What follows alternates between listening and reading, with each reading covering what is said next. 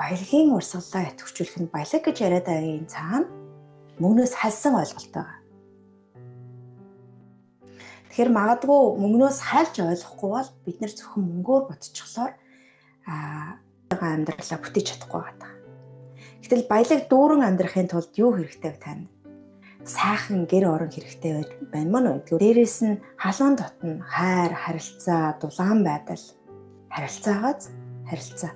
Сайхан гэр орондоо болчлоо, сайхан харилцаатай байлаа. Тэгсэн чинь өвдөд өгвөл ямар ах вэ?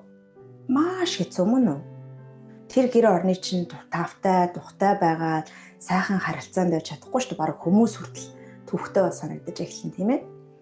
Тэгэхээр эрүүл мэнд, баялаг байдал гэдэг дээр эрүүл нь бас давхар орчиж байгаа. Мэдээд санхүүгийн баталгаатай байдал, санхүү тий хэрэгцээтэй байх. За тэгээд хүн нэг юм цаанаасаа тий ингэчих юмсан, тэгчих юмсан гэдэг хүсэлтэй нэг зоригтой төрдөг учраас нэг карьертэй тэгээд хийдэг юм таашаал авдаг үйлдэлтэй тийм ээ.